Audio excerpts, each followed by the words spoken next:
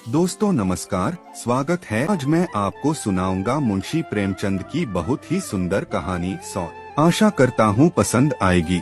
रजिया के 2-3 बच्चे होकर मर गए और ढलती उम्र के चलते रामू का प्रेम उसके प्रति कम होने के साथ साथ दूसरे ब्याह की धुन सवार हो गई। आए दिन रजिया और रामू में नोक झोंक होती।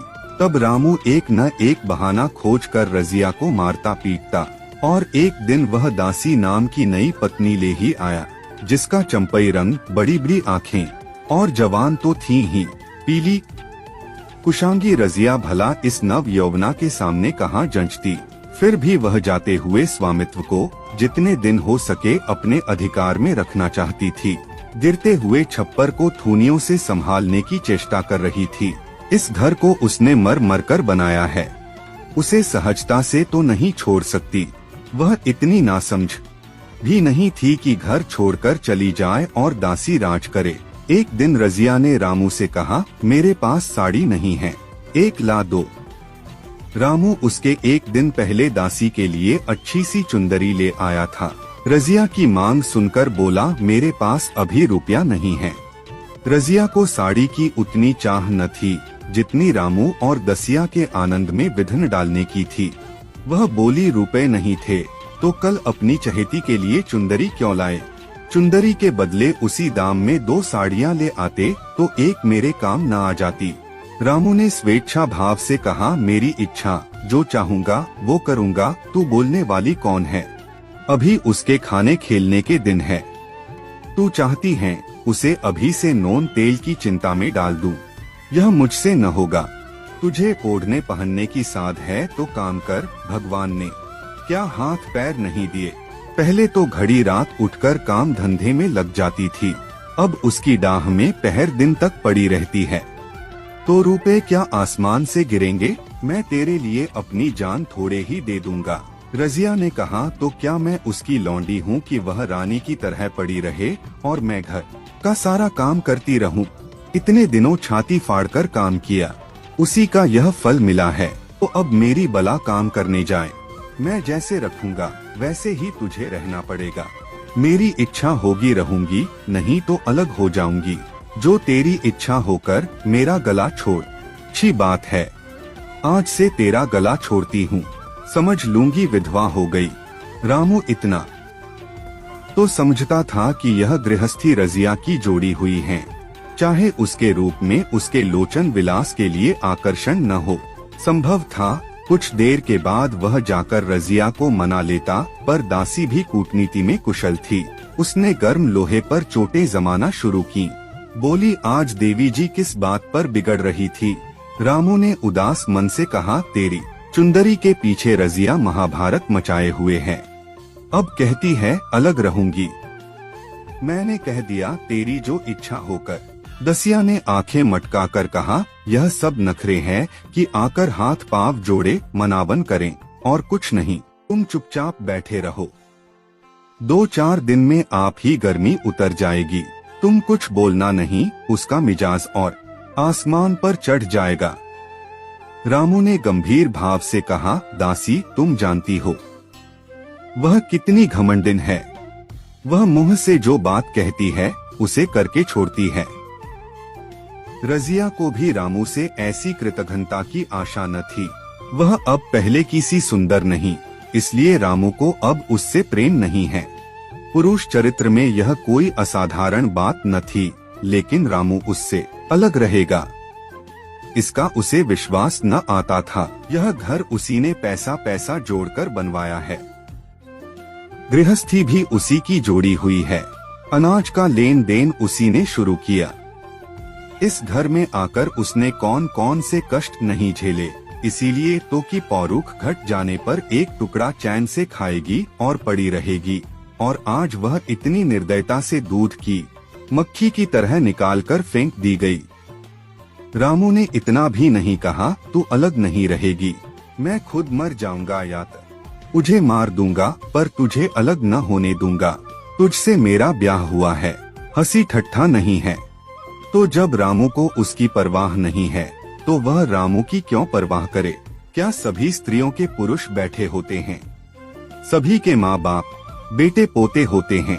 आज उसके लड़के जीते होते तो मजाल थी कि यह नई स्त्री लाते और मेरी यह दुर्गति करते। इस निर्दयी को मेरे ऊपर इतनी भी दया न आई।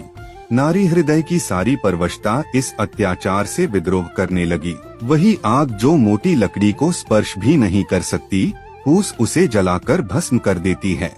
दूसरे दिन रजिया एक दूसरे गांव में चली गई। उसने अपने साथ कुछ न लिया। जो साड़ी उसकी देह पर थी वही उसकी सारी संपत्ति थी। विधाता ने उसके बालकों को पहले ही छीन लिया था, आज घर भी छीन लिया।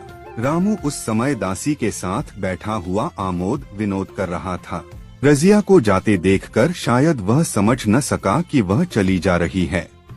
रजिया ने यही समझा। इस तरह चोरों की भांति वह जाना भी न चाहती थी। वह दासी व उसके पति को और सारे गांव को दिखा देना चाहती थी कि वह इस घर से धेले की भी चीज नहीं ले जा रही है। गांव वालों की दृष्टि में रामू का अपमान करना ही उसका लक्ष्य था। उसके चुपचाप चले जाने से तो कुछ भी न होगा। रामू उल्टा सबसे कहेगा। रजिया घर की सारी संपदा उठा ले गई। उसने रामू को पुकार कर कहा, संभालो अपना घर, मैं जा रही हूँ। तुम्हारे घर की कोई भी चीज अपने साथ नहीं ले जा रही। रामू एक क्षण के लिए कर्तव्य भ्रष्ट हो गया। क्या कहे उसकी समझ में नहीं आया। ये आशा न थी कि वह यूं जाएगी। उसने सोचा था जब वह घर ढोकर ले जाने लगेगी तब वह गांव वालों को दिखाकर उसकी सहानुभूति प्राप्त करेगा। अब क्या करे। दसिया बोली, जाकर गांव में ढिंढोरा पीट आओ, यहाँ किसी का डर नहीं है। तो अपने घर से ले ही क्या आई थी, जो कुछ लेकर जाओगी। रजिया ने उसके मुंह न लगकर रामू ही से कहा, सुनते हो अपनी चहेती की बातें, फिर भी मुंह नहीं खुलता। मैं तो जा रही हूँ, लेकिन दस्सो रानी तुम भी बहुत दिन राज न करोगी। ईश्वर के दरबार में अन्याय नहीं फलता। बड़े बड़े घमंडियों का घमंड चूर कर देते हैं। दसिया ठट्ठा मार कर हंसी पर रामू ने सिर झुका लिया। रजिया चली गई। रजिया जिस नए गांव में आई थी वह रामू के गांव से मिला हुआ ही था, अतएव यहाँ के लोग उससे परिचित थे। वह कैसी कुशल गृहिणी है, कैसी मेहनती, कैसी बात की सच्ची, यह यहाँ किसी से छिपा न था। रजिया को मजूरी मिलने में कोई बाधा न हुई। जो एक लेकर दो का काम करे, उसे काम की क्या कमी। 3 साल तक रजिया ने कैसे काटे, कैसे एक नई गृहस्थी बनाई, कैसे खेती शुरू की, इसका बयान करने बैठे तो पोथी हो जाए। संचय के जितने मंत्र हैं, जितने साधन हैं, वे रजिया को खूब मालूम थे। फिर अब उसे लाग हो गई थी और लाग में आदमी की शक्ति का पारावार नहीं रहता। गांव वाले उसका परिश्रम देखकर दांतों तले उंगल दबाते थे। वह रामू को दिखा देना चाहती थी, मैं तुमसे अलग होकर भी आराम से रह सकती हूँ। वह अब पराधीन नारी नहीं है, अपनी कमाई खाती है। रजिया के पास बैलों की एक अच्छी जोड़ी थी। रजिया उन्हें केवल खली भूसी देकर नहीं रह जाती, रोज 2-2 रोटियां भी खिलाती है। फिर उन्हें घंटों सहलाती, कभी कभी उनके कंधों पर सिर रखकर रोती है और कहती है, अब बेटे हो तो, पति हो तो तुम ही हो, मेरी लाज अब तुम्हारे ही साथ है। दोनों बैल शायद रजिया की भाषा और भाव समझते हैं। वे मनुष्य नहीं बैल हैं। दोनों सिर नीचा करके रजिया का हाथ चाटकर उसे आश्वासन देते हैं। वे उसे देखते ही कितने प्रेम से उसकी ओर ताकने लगते हैं, कितने हर्ष से कंधा झुकाकर जुवा रखवाते हैं और कैसा जी तोड़ काम करते हैं।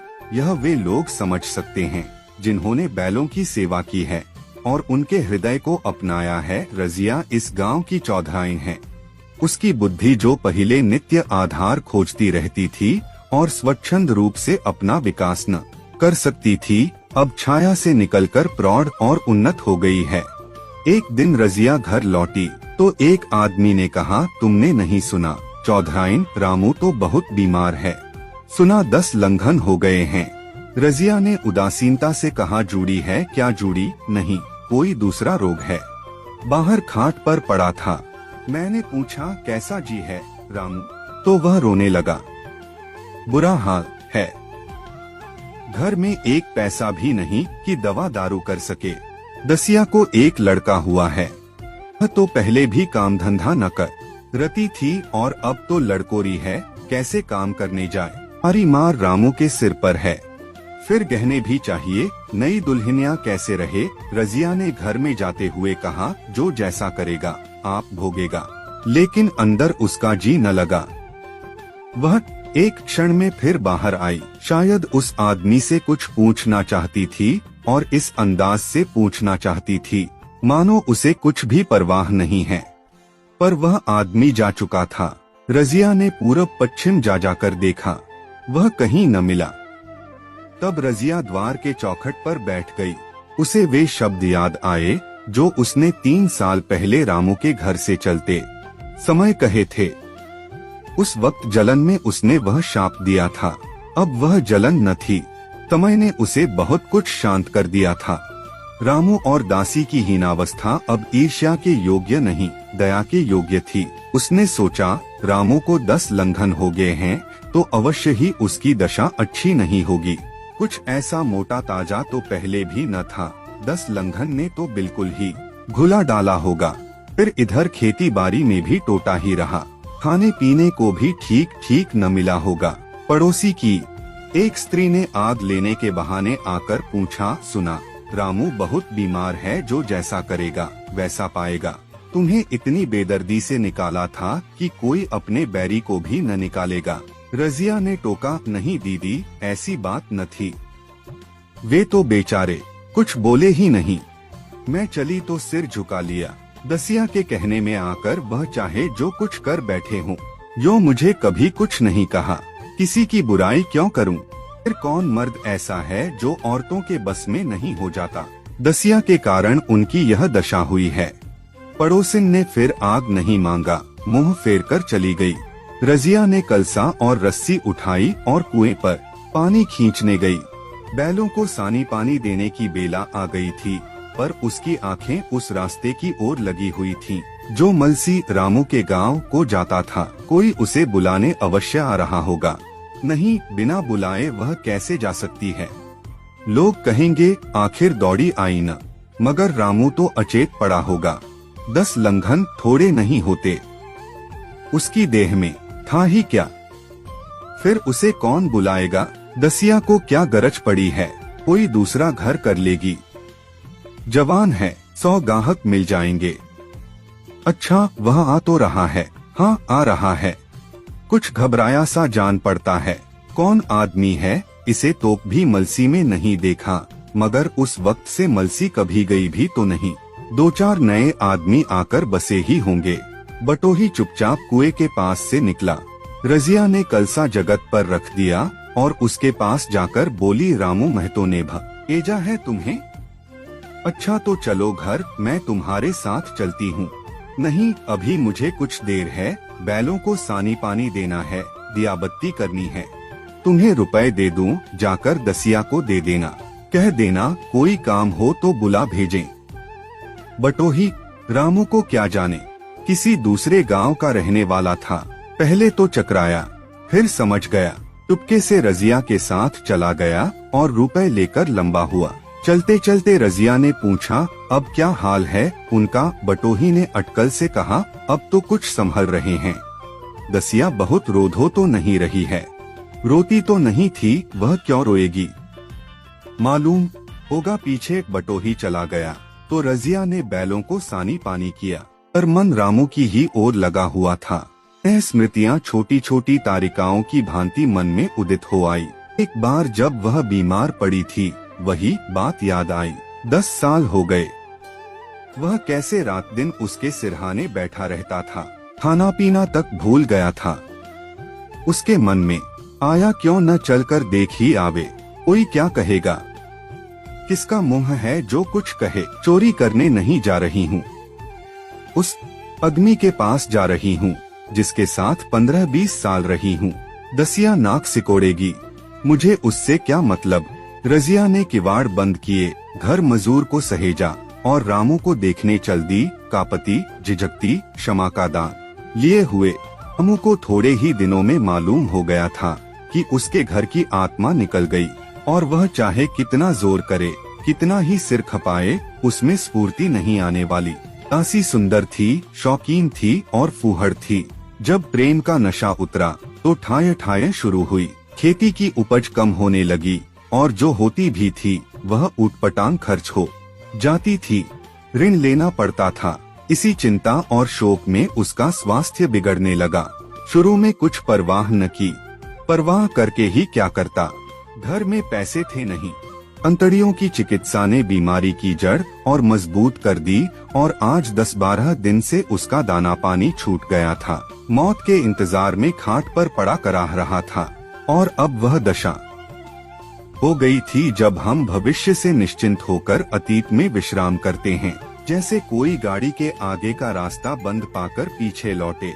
रजिया को याद करके वह बार बार रोता और दासी को कोसता, तेरे ही कारण मैंने उसे घर से निकाला। वह क्या गई, लक्ष्मी चली गई। मैं जानता हूँ अब भी बुलाऊं तो दौड़ी आएगी, लेकिन बुलाऊं किस मुंह से। एक बार वह आ जाती और उससे अपने अपराध क्षमा करा लेता, फिर मैं खुशी से मरता। और लालसा नहीं है। सहसा रजिया ने आकर उसके माथे पर हाथ रखते हुए पूछा, कैसा जी है तुम्हारा? तुझे तो आज हाल मिला। रामू ने सजल नेत्रों से उसे देखा पर कुछ कह न सका। दोनों हाथ जोड़कर उसे प्रणाम किया, पर हाथ जुड़े ही रह गए और आंख उलट गई। लाश घर में पड़ी थी। रजिया रोती थी, दसिया चिंतित थी। घर में रुपए का नाम नहीं। लकड़ी तो चाहिए ही, उठाने वाले भी जलपान करेंगे ही। कफन के बगैर लाश उठेगी कैसे? 10 से कम का खर्च न था। यहाँ घर में 10 पैसे भी नहीं था। डर रही थी कि आज गहन आफत आई। ऐसी कीमती भारी गहने ही कौन थे? किसान की बिसात ही क्या, 2-3 नग बेचने से 10 मिल जाएंगे, मगर और हो ही क्या सकता है। उसने चौधरी के लड़के को बुलाकर कहा, देवर जी, यह बेड़ा कैसे पार लगे? गांव में कोई धेले का भी विश्वास करने वाला नहीं। मेरे गहने हैं। चौधरी से कहो इन्हें गिरोह रखकर आज का काम चलाएं, फिर भगवान मालिक है। रजिया से क्यों नहीं मांग लेती? सहसा रजिया आंखें पोंछती हुई निकली। कान में भनक पड़ी, पूछा, क्या है जोखू, क्या सलाह कर रहे हो? अब मिट्टी उठाओगे की सलाह की बेला है? हाँ, उसी का सरंजाम कर रहा हूँ। रुपए पैसे तो यहाँ होंगे नहीं, बीमारी में खर्च हो गए होंगे। इस बेचारी को तो बीच मझधार में लाकर छोड़ दिया। लपक कर उस घर चले जाओ भैया, कौन दूर है, कुंजी लेते जाओ। मजूर से कहना भंडार से 50 रुपए निकाल दे। कहना ऊपर की पटरी पर रखे हैं। वह कुंजी लेकर उधर गया। इधर दसिया रज्जो के पैर पकड़कर रोने लगी। बहना, उसके ये शब्द उसके हृदय में बैठ गए। उसने देखा रजिया में कितनी दया, कितनी क्षमा है। रजिया ने उसे छाती से लगाकर कहा, क्यों रोती है बहन? वह चला गया, मैं तो हूँ। किसी बात की चिंता न कर। इसी घर में हम और तुम दोनों उसके नाम पर बैठेंगी। मैं वहाँ भी देखूंगी, यहाँ भी देखूंगी। धाप भर की बात ही क्या। कोई तुमसे गहने पाते मांगे तो मत देना। दसिया का जी कर रहा था कि सिर पटक कर मर जाए। इसे उसने कितना जलाया, कितना रुलाया और घर से निकाल कर छोड़ा। रजिया ने पूछा, जिस जिस के रुपए हो सूरता करके मुझे बता देना। मैं झगड़ा नहीं रखना चाहती। बच्चा दुबला क्यों हो रहा है? दसिया बोली, मेरे दूध होता ही नहीं। जो गाय तुम छोड़ गई थी वह मर गई, दूध नहीं पाता। राम राम, बेचारा मुरझा गया है। मैं कल ही गाय लाऊंगी, सभी गृहस्थी उठा लाऊंगी। वहाँ क्या रखा है? लाश घर से उठी। रजिया उसके साथ गई। दाह कर्म किया, भोज हुआ। कोई 200 रुपए खर्च हो गए।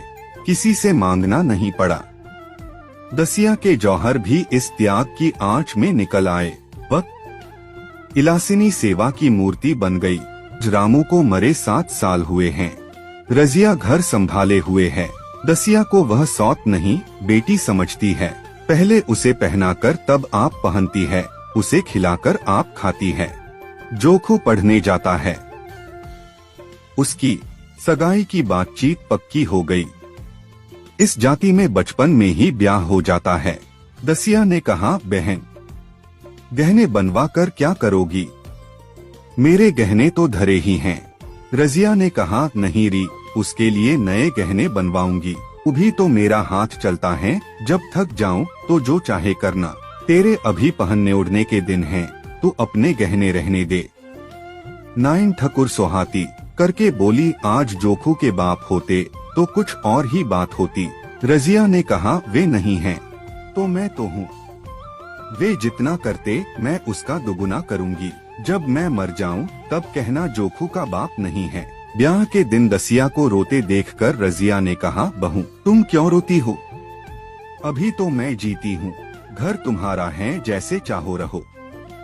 मुझे एक रोटी दे दो बस, और मुझे क्या करना है, मेरा आदमी मर गया, तुम्हारा तो अभी जीता है। दसिया ने उसकी गोद में सिर रख दिया। खूब रोई, जी तुम मेरी माता हो, तुम न होती तो मैं किसके द्वार पर खड़ी होती। घर में तो चूहे लौटते थे, उनके राज में मुझे दुख ही दुख उठाने पड़े। सुहाग का सुख तो मुझे तुम्हारे राज में मिला। मैं दुख से नहीं रोती, रोती हूँ भगवान की दया पर कि कहाँ मैं और कहाँ यह खुशहाली। रजिया मुस्कुराते हुए रो पड़ी। कहानी सुनने के लिए धन्यवाद। कहानी कैसी लगी बताइएगा जरूर। यदि आप मेरे चैनल पर नए हैं तो चैनल को सब्सक्राइब करें और घंटी वाला बटन जरूर दबाएं ताकि आने वाली नई कहानी की नोटिफिकेशन मिल सके। कहानी अच्छी लगी हो तो लाइक और शेयर करना मत भूलिएगा। मिलते हैं नई कहानी के साथ। नमस्कार।